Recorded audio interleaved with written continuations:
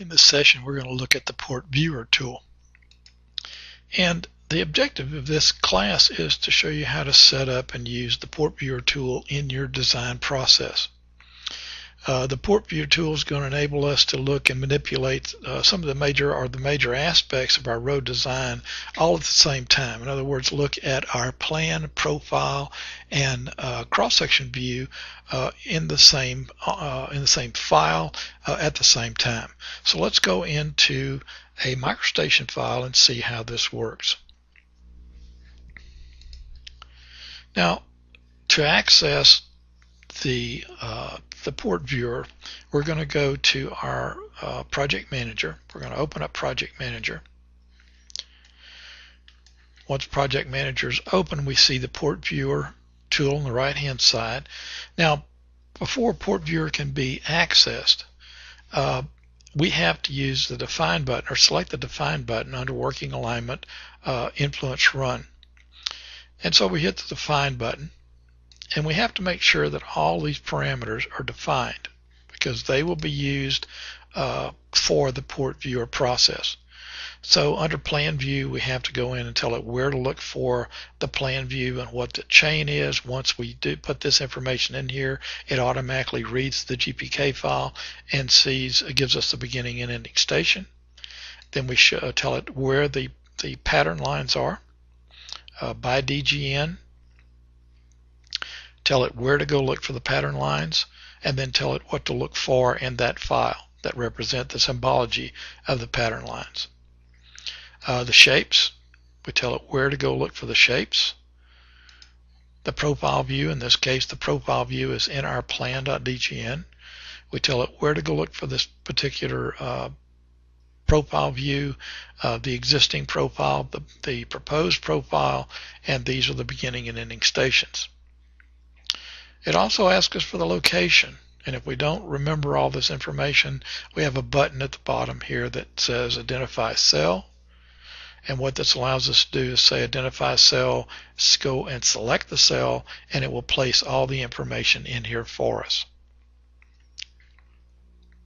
The cross-section view, where are the cross-sections drawn? And once we select this particular file, it goes and looks in that file and tells us the chain is main road and gives us the beginning and ending station automatically. Now, it wants a definition of the existing ground, so we would have to go into that file, and I'll do that. Just go to File, open up the cross-section file, and we'll actually zoom in on one of these. Let's move this out of the way so we can see some of the things we're doing here. And what we would do is, since we don't remember or know what the symbology is necessarily of any of these elements, under existing ground we can go and reset this information, toggle all these buttons on, do a match, select the existing ground, accept it, and it puts that information in here for us. We can do exactly the same thing for the proposed finished grade. And we only have to select these. If I do a reset and do a match, we only have to select information on one side. Okay, we don't have to go on both sides because both sides were drawn by the same criteria. So if we do a display, you'll see that it's going all the way across. Now, the only difference in that, or the only time that will not be true, is if you have, for instance, a sidewalk on one side that's not included on the other. Then you would have to define that also. All right. So once we've done this, we're going to go to the DTM button, and the DTM button is asking us for which 10 we're using, and in this case we're using for the port view and the existing ground, we're using our 10 file called ground.dgn, and we're doing this at a 10:1 horizontal vertical, and we say OK. Once that's done, once that information is filled out, then we can go back into our plan view, and we can select the PortViewer button. When we do that, move this out of the way, you'll notice that we get an additional 3 views here, or windows. This particular window has the plan view, this window has the profile, and this window has the cross sections. Right? We also get our PortViewer navigational box. Now, what happens is, and I'll go to file reference just to show you. Under file reference, you'll notice that we have the topo view in here as well as the cross-section view. All right? So it actually pulls those reference files up to let us look at all three of these at the same time. So let's look at our PortViewer navigational box. We can actually type in a station here if we want to go to a particular station. Say we want to go to 5 plus 30. Okay, we can hit enter and it takes us to 5 plus 30 in all three locations. We can also, if we do the cross-section view here, we can do cross-section station or cross-section DTM. Now, if we do cross-section station, we get a view of the cross-section at any particular station. If we do cross-section DTM, it allows us to show what the DTM is, or the TIN file is at that particular location. So we're going to go back to cross-section view. And you'll notice that we have our buttons here, our arrow buttons. We can toggle through these one at a time. You'll notice a line over here in our plan view. Our plan view is the active view. We'll talk about that shortly, but it shows this line is the pattern line. And we have vertical lines here that allow us to look at where we are in each particular case. We can also go all the way to the end, all the way to the beginning, and toggle through one at a time, one station at a time. We have offset and elevation. The offset, we can go at a particular offset left to right and a particular elevation. We can set our plan view, profile view, or our cross-section view as our active view. Once our active view is set, then we can come in here and set or select the set button.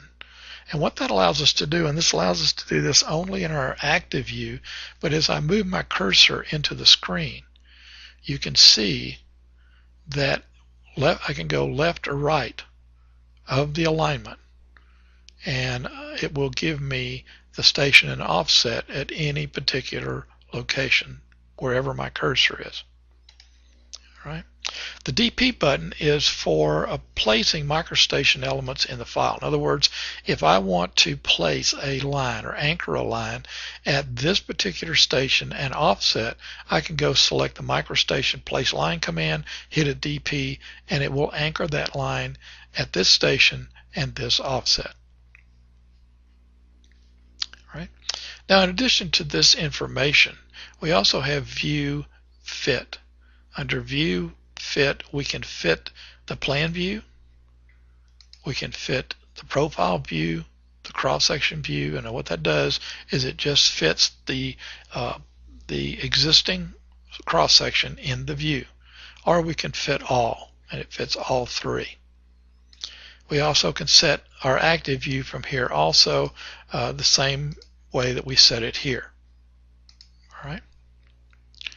Under options, we have display. And under the display options, we have options for plan, profile, and cross-section. Now, under plan, we have station, offset circle size, and auto center window. When the offsets window, when the station toggle is activated, the pattern line is displayed on the screen, which is what we saw. I'm going to move this over. You can see where the pattern line is displayed on our active view. When the offset circle toggle is activated, then a circle the size that we've specified here will appear on the screen. And when the auto center window toggle is activated, then the station and offset specified in the port view dialog is centered in the plan view window. All right. So it'll actually window center that particular location. In the profile situation here, when the elevation toggle is activated, we have this activated. a horizontal line at the marker display elements with the element symbology displayed in the profile view at the elevation specified in the port viewer, and the elevation specified back over here. All right.